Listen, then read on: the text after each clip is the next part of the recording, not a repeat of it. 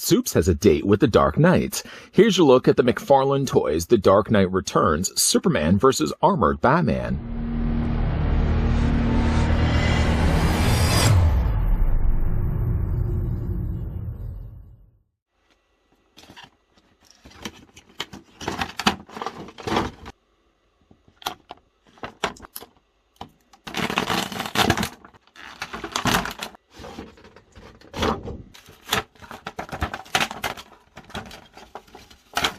Batman is a plan for every occasion, as well as high-tech weapons, gadgets, and vehicles to assist him in his relentless pursuit of justice. Now, after 10 years in retirement, Batman returns in an armored suit and ready for an epic battle to determine the fate of the Earth. Just before Armored Batman trades blows with the Man of Steel, and believe you me, it's not a battle I would suggest any one of us be around to see. Let's first figure out how tall the figures stand. Now, you can probably already see for yourself that Superman is a little bit shorter than the Armored Batman, but just by how much? Let's grab the tape measure first to see. Superman stands about 6.5 inches in height. That works out to be the figure about 17 centimeters tall.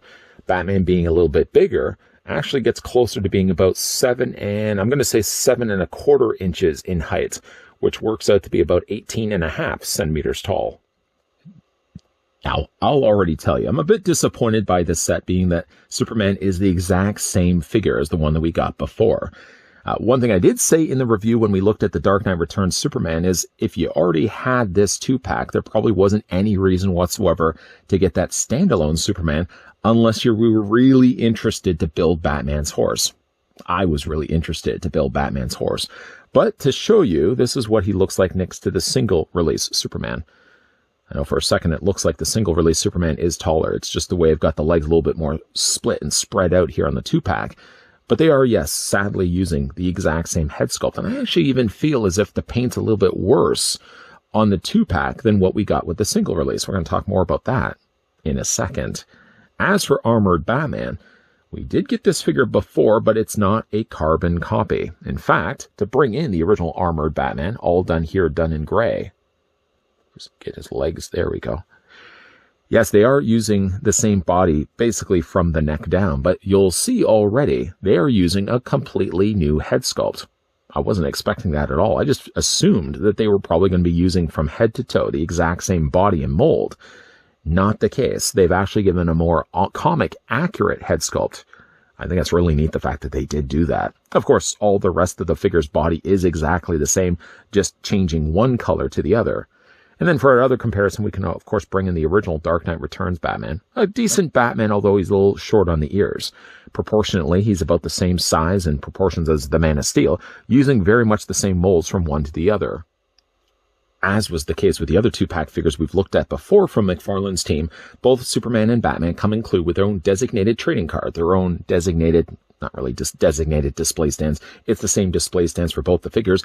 And then they also have a dioramic scene stand that the figures can somewhat balance on top of. It doesn't work all that well. First, though, let's look at the regular display stands. Not unique specifically to Superman, Batman, Superman, should say. They are exactly the same to one another. You've still got the DC logo down below, and both figure stands actually, of course, include those pegs that can attach to the undersides of the figure's feet. No different than what we've seen before. Something also the figures also come included with as well as, of course, their trading cards. Now, I don't know what's going on with the trading cards here. It almost as if it's got sunburn. They are not only faded, but it also looks for a second like they're slightly pixelated. I assure you, this has not been sitting out in the sun anywhere, but for some reason, the way these were printed really make them look distorted and not clear at all. And yet, when you see them up to the lamplight here, the studio light, you can see that these are brand new cards. If you have picked up these sets, this set specifically, let me know if your cards also look like this. There's something really off on these cards. On the back, though, both of them do feature their real names. Both of them also feature a read-up that you can pause and read for yourself. Okay, I want to make sure I give you guys enough time, even though for those that don't know how the pause button works, there you go. Figures also come included with a diorama scene display stand. I always really question where they decide to put the pegs on these. There's a peg right here, right above this fallen tire. There's a peg right there. into the fallen rubble and ruins. There's also a tile right here that looks like a vent inside your house. And then there's also a peg right here as well. So there's 1, there's 2, there's 3, there's 4. But they've put them in such places that you really can't get the figures to properly stand on them. The problems that also face these figures when you are putting them on the display stand, I'm just going to quickly do this so you guys can get some idea of what I'm talking about. If you take Superman and you plug him onto the display stand, now let's just assume we can actually get Superman on both the pegs. I don't think that's going to be the case. These pegs never sit properly onto the feet, and half the time I find myself just balancing the figures onto the display stands. They really almost need to make these pegs just a little bit smaller, and they certainly need to put them on a place of the terrain where it's a little bit smoother. As like Batman or Superman here has to be balancing over top of like plates, things that are falling onto the ground, the vent that's inside your house. And then if you take Batman and do the exact same thing, well, one thing you'll see right away is Batman comes way too close in quarters to Superman. And like, if just to hold these, just to show you what I'm talking about, I get the idea that they can't obviously make these stands bigger than what they are. Here we go. But I think it's way too close. I mean, if you were to display them facing forward, that's one thing. If you're going to be facing them where they're facing one another in battle, then I think the pegs are way too close to one another. In fact, I would have almost taken the peg and I would have moved it back here for Superman. Put the peg maybe right here and maybe taken the peg and moved it further back for Batman. So at least you would have had some allotted space. You could have the option of putting the pegs right there, but, well, being that there are already there, you're leaving then way too much space in between. They definitely have to put something in closer and maybe like, not instead of having these so close to one another, maybe move them a little closer to the end. I think that would work a little bit better. Quickly showing you what the display stand actually looks like. It's a vac form, so of course the underside of it is just all hollow here, but some decent detailing. But I just don't think like these stands ever really work all that great to hold the figures upright. Half the time you sort of are just sort of balancing them on the stands. That's what I usually do, is just balance them on the stands, call it a day, and I don't even try to put them onto the pegs, because the pegs, first of all, always seem to be in the wrong places. And they never, again, allot for enough space in the middle if you want to have them facing one another. Now we have ourselves an empty backdrop. Let's bring these figures back in. Get Superman first standing here. Now, Superman's feet, both really him and Batman, have a little bit of tough time standing. But again, you do have yourself those regular DC logo stands that you can certainly then make use of. Picking up Superman first, because he is basically, he's a reuse of a figure that we've already gotten before. Batman is just at least a little bit different. This is what the Superman that we got already before. And I had said, see how the paint looks a little bit better on the single release Superman than what we actually get right here. The paint seems just a little unfinished almost. The teeth don't have a defining line in the middle. You can see like the teeth from the top and the bottom are painted separately. But like this first Superman that we looked at has a slight darker line in the middle of his teeth. So you really saw his mouth a lot clearer. His eyes are also something that seem a lot clearer between the two figures. The one thing I do think that this figure does a better job at than this figure here is actually the Superman emblem. I think it's a little bit sharper, it's a little cleaner, and I think that the yellow that they used, I don't know if it's just me, but seems a little bit brighter on the figures. The torsos are the same, the arms are the same, and spin to the back. One point that one of you guys, the viewing audience, had mentioned is that this Superman doesn't actually have an emblem on the back of his cape. Yeah, he doesn't have an emblem, a Superman logo on the back of his cape. The original Superman, I did have the little spots on the bottom. Obviously, this Superman doesn't have that issue. He's got a little bit of a little scratch of black or something down at the bottom here. The capes also, this one here, the 2-pack, seems matte, whereas this one clearly is a little bit more shinier. It looks true to being a fruit roll-up. But yeah, like the boots are the exact same. The belts and lower Superman underoos are the same between the two. So really, again, like if you already are picking up this 2-pack, there really is no reason whatsoever to get, I think, the standalone release. Again, unless you're interested to buy and build Superman's horse or Batman's horse.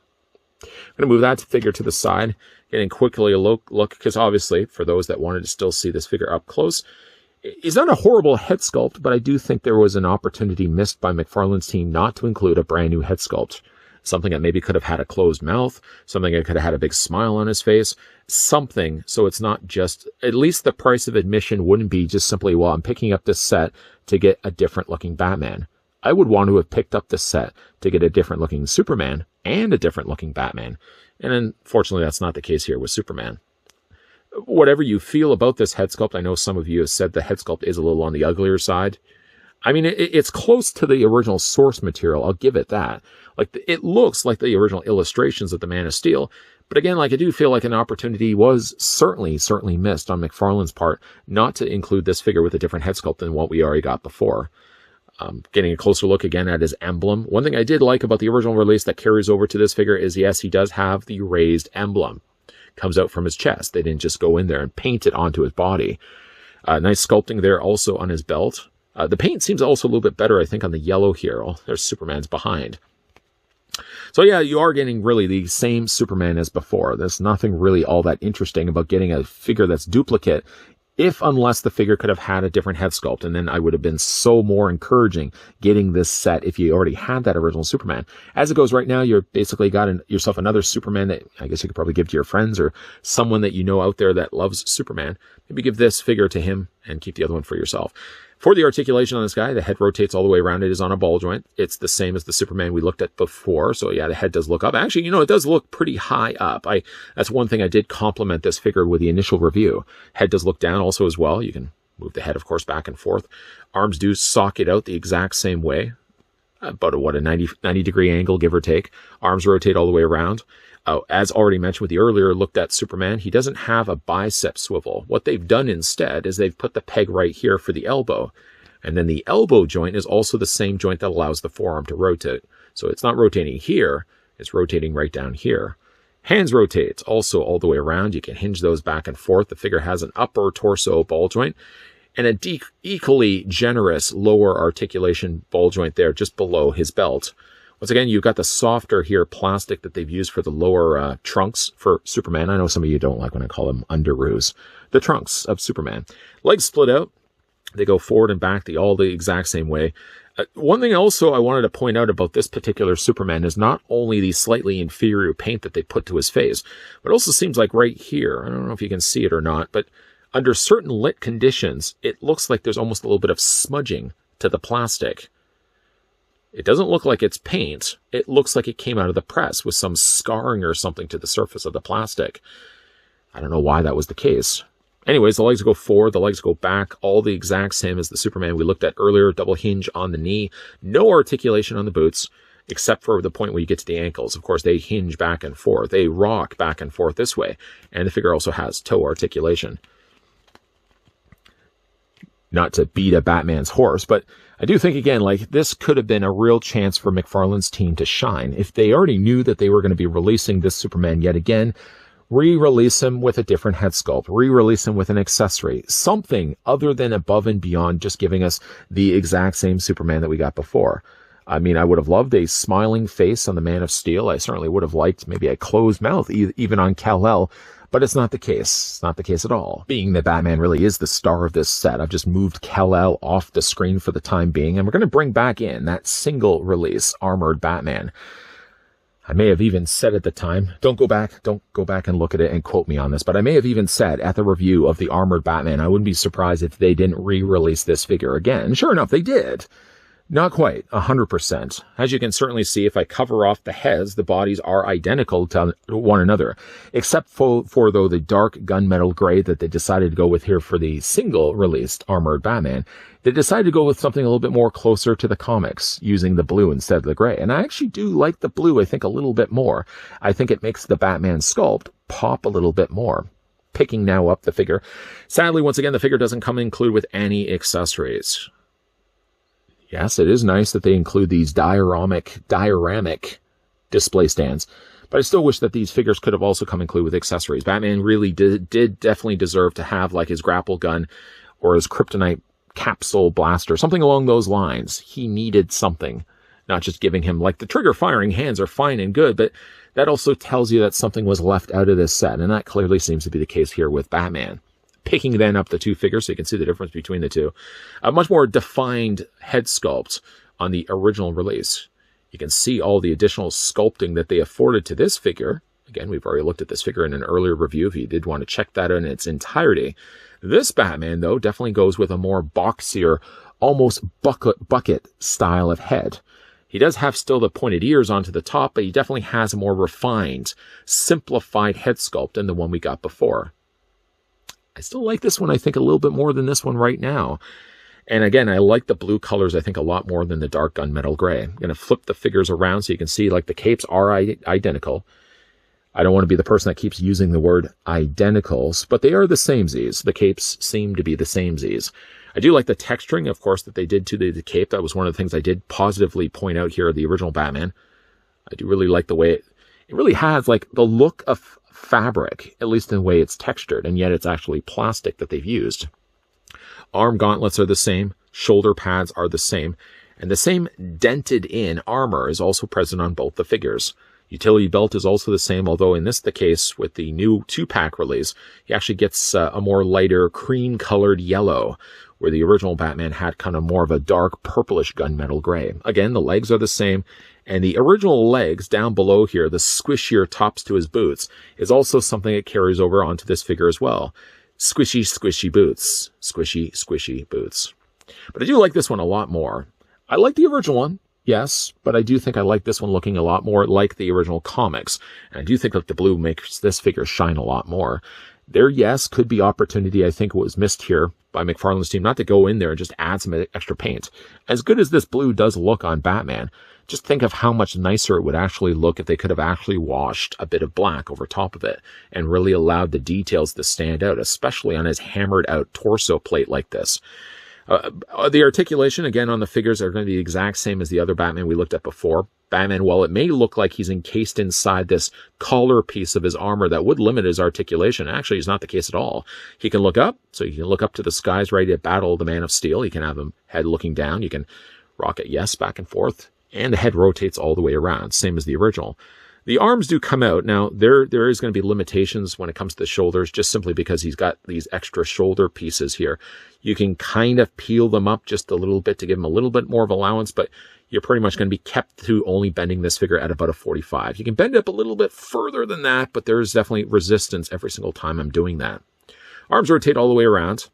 The figure does have not a bicep swivel necessarily, but where the hinge joint is for the elbow, so where you're going to bend Batman's elbow, happens to be also, like Superman, the same place where you can rotate the forearm. The hands also rotate all the way around.